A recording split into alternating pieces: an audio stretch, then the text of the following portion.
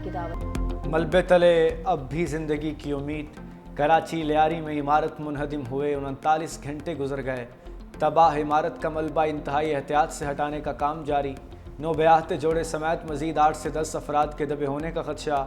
Rescue حکام کے مطابق آج ملبے سے 10 لاشیں نکالی جا چکیں۔ حادثے میں ہلاکتوں کی تعداد 22 ہو گئی۔ 21 افراد کے جسد خاکی عیدی سردخانے موسیٰ لین لیاری میں رکھے گئے ہیں۔ ملبے سے ریسکیو کیے گئے 7 افراد ہسپتال منتقل، 4 طبی امداد کے بعد ڈسچارج۔ ریسکیو اہلکار بھاری مشینری اور کرین کی مدد سے ملبہ ہٹانے میں مصروف ہیں۔ متاثرہ افراد کے ملبے کے ڈھیر کے سامنے عارضی رہائش، ملبے تلے دبے افراد کے لواحقین اب بھی کسی معجزے کے منتظر۔ ہماری بہن ہے، جیٹھانی کی بہن ہے، اس کے 2 بہو ہیں، 2 بیٹے، ایک خود ہے، ایک پوتی ہے۔ میاں خالی باہر نکل گیا تھا صبح میں ہی۔ ہمارا پورا پریوار ہے، 5 نکل آئے اور 5 ڈیڈ باڈی ملی ہے، 5 اندر پڑے ہوئے نکل نہیں رہے ابھی۔ کل سے لے کے آج تک 5 لاشیں نکل چکی ہیں، ایک بقایا بچہ میرا ہے، اس کا 10 مہینے پہلے شادی کی ہے، وہ اندر دبا ہوا۔ زندگی کا نیا سفر شروع ہوتے ہی ختم، کراچی کی منہدم عمارت تلے کئی خواب دب گئے۔ مخدوش عمارت کے حادثے میں نوبیاہتا جوڑا بھی چل بسا۔ نیرول اور منیشا 5 ماہ قبل ہی رشتہ ازدواج میں منسلک ہوئے۔ المناک حادثے پر اہل خانہ غم سے نڈھال۔ منہدم عمارت کو 3 سال قبل خطرناک قرار دیا گیا تھا۔ ڈپٹی کمشنر جنوبی جاوید کھوسو کا دعویٰ، کہا 1.5 ماہ قبل بھی عمارت کو نوٹس جاری کیا گیا۔ لیاری میں اب بھی انتہائی خطرناک 22 عمارتیں موجود ہیں، 16 کو خالی کرا لیا گیا، دیگر کو خالی کروانے کے لیے کام جاری ہے۔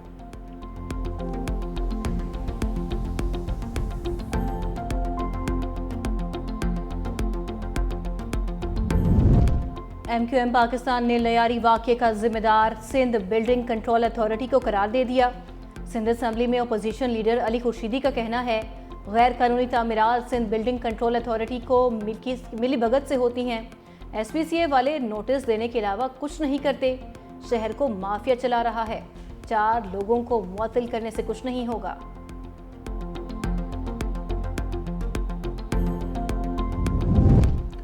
کراچی میں بھتہ خوری اور غیر قانونی تعمیرات کی موجد ایم کیو ایم ہے۔ سندھ حکومت کی ترجمان سمیتا افضال سید کا جوابی رد عمل، کہا ایس پی سی اے اور دیگر اداروں میں سسٹم آج بھی ایم کیو ایم کے ماتحت چل رہا ہے۔ قانونی بلڈرز کو بھتے کی پرچیاں دے دے کر شہر سے بھگا دیا گیا۔ شہر میں چائنا کٹنگ کا پورا سسٹم بھی ایم کیو ایم ہلائی۔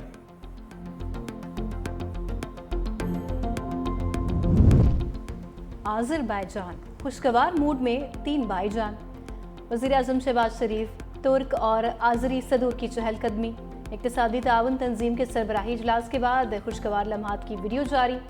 صدر الہام علیوف نے وزیر اعظم شہباز شریف اور ترک صدر کو خانقندی کی تاریخی عمارتوں کے بارے بتایا۔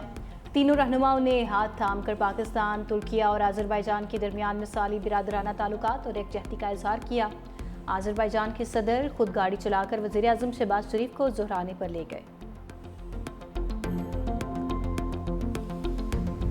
کربلا کی بس اتنی سی کہانی ہے، یزید تھا، حسین ہے۔ مارکہ کربلا نے رہتی دنیا تک حق و باطل میں حد قائم کی۔ نواسہ رسول جگر گوشہ علی و بطول کا یوم شہادت آج عقیدت و احترام کے ساتھ منایا جائے گا۔ شہر شہر مجالس اور جلوس کا انعقاد ہوگا۔ امام علی مقام اور ان کے رفقا کی اسلام کی سربلندی کے لیے میدان کربلا میں دی گئی عظیم قربانیوں کو یاد کیا جائے گا۔ ذاکرین اور علماء کرام شہادت کے فلسفے پر روشنی ڈالیں گے۔ ایک پل کی تھی بس حکومت یزید کی، صدیاں حسین کی، زمانہ حسین کا۔ لاہور سے یوم عاشور کا مرکزی جلوس نثار حویلی سے برآمد۔ جلوس میں ہزاروں عزادار شریک۔ نبی اکرم کے گھرانے پر مظالم اور غم کا تذکرہ۔ جلوس مغرب کے بعد کربلا گاہ میں شاہ پہنچ کر اختتام پذیر ہوگا۔ وزیر داخلہ محسن نقوی کا نثار حویلی کا دورہ، سیکیورٹی بارے بریفنگ۔ پشاور میں شب عاشور کا جلوس روایتی راستوں پر گامزن۔ کراچی، اسلام آباد سمیت ملک کے دیگر شہروں میں آج یوم عاشور کے جلوس برآمد ہوں گے۔ عقیدت مندوں کی جانب سے پانی اور دودھ کی سبیلوں کا اہتمام کیا جائے گا۔ کل بھی دلوں پر راج تھا فاطمہ کے لال کا، ہے آج بھی دلوں پر حکومت حسین کی۔ امام حسین اور جان انصار ساتھیوں کو سلام عقیدت، تیروں اور نیزوں کی بوچھاڑ میں کلمہ حق بلند کیا۔ رہتی دنیا تک دین اسلام کو زندہ و جاوید کر دیا۔ لاہور، کراچی، راولپنڈی، پشاور، کوئٹہ سمیت شہر شہر نویں محرم الحرام کے جلوس، اہل بیت کے مصائب کا ذکر، رضاداروں کی نوحہ خوانی اور سینہ کو بھی، شہداء کربلا کی لازوال قربانیوں کو خراج عقیدت پیش۔ سکھر، روہڑی، چنیوٹ سمیت دیگر شہروں میں ماتمی جلوس، ذاکرین نے شہداء کربلا کے فضائل اور مصائب پر روشنی ڈالی۔ یوم عاشور پر کڑی نگرانی، ملک بھر میں سیکیورٹی ہائی الرٹ، حفاظتی اقدامات کے تحت حساس مقامات سیل، جلوس کے راستوں پر پولیس کی بھاری نفری تعینات، کراچی سمیت سندھ میں ڈبل سواری پر پابندی، پشاور سمیت حساس شہروں میں موبائل فون سروس معطل رہے گی، پشاور میں BRT سروس بند، راولپنڈی پولیس کا شہر بھر میں فلیگ مارچ، پولیس حکام کے مطابق فول پروف سیکیورٹی کے لیے پولیس ہمہ وقت مصروف عمل ہے۔ اس مہینے سے جو ایک سبق ملتا ہے وہ یہ ہے کہ حق کے ساتھ کھڑا ہونا وہ مثال ہے جو ہمارے لیے ایک عظیم ہستیوں نے قائم کی ہے، اور ہم نے اس پہ عمل پیرا ہو کر ان عظیم ہستیوں کو خراج عقیدت پیش کرنا ہے۔ ہمارے پورے صوبے میں تقریباً 10,000 مجالس ہوتی ہیں جہاں پہ ہے full time full proof security کا بندوبست کیا گیا ہے، پراپر اس کی ایک مانیٹرنگ ہو رہی ہے۔ واقعہ کربلا صبر اور حق کو سچ کا ساتھ دینے کا درس دیتا ہے۔ وزیر اعلیٰ خیبر پختونخوا علی امین گنڈا پور کی میڈیا سے گفتگو، کہا ہم سب پر لازم ہے محرم الحرام عقیدت اور احترام کے ساتھ منائیں۔ صوبے بھر میں 10,000 مجالس اور 1,000 جلوس منعقد ہوں گے۔ سیکیورٹی کے لیے 36,000 اہلکار تعینات کیے گئے ہیں۔ وزیر اعلیٰ خیبر پختونخوا کو ہاٹی گیٹ میں قائم سپریم کمانڈ پوسٹ کا دورہ، 10ویں محرم کے سیکیورٹی انتظامات کا جائزہ، متعلقہ حکام کی سیکیورٹی اور صفائی ستھرائی پر بریفنگ۔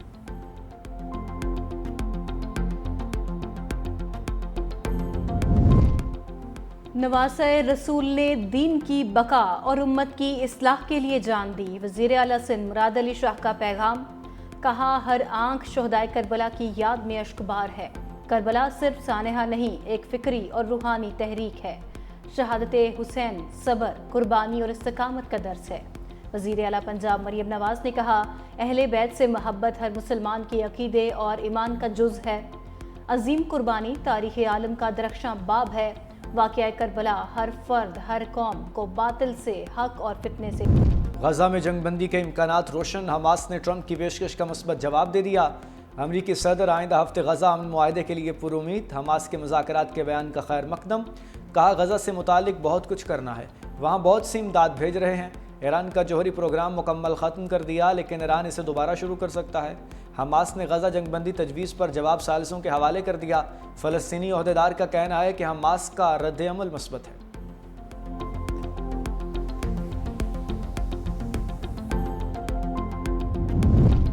گنج بخش فیض عالم مظہر نور خدا حضرت علی حجویری المعروف داتا گنج بخش کے مزار کی سالانہ غسل کی تقریبات، مرکز تجلیات کو منو عرق گلاب سے غسل دیا گیا۔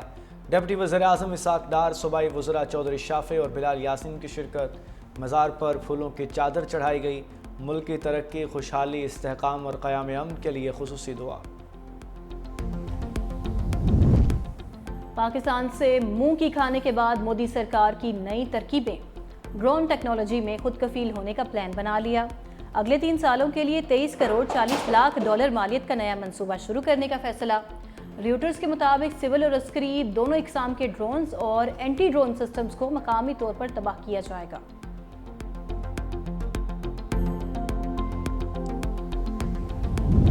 ایشین جونیئر اسکواش چیمپئن شپ میں پاکستان نے بھارت کو شکست دے دی۔ کوریا میں کھیلی گئی چیمپئن شپ میں قومی انڈر 13 اور انڈر 15 کھلاڑیوں نے فائنلز میں کامیابی لی۔ پاکستانی کھلاڑیوں نے مجموعی طور پر 7 میڈلز جیتے۔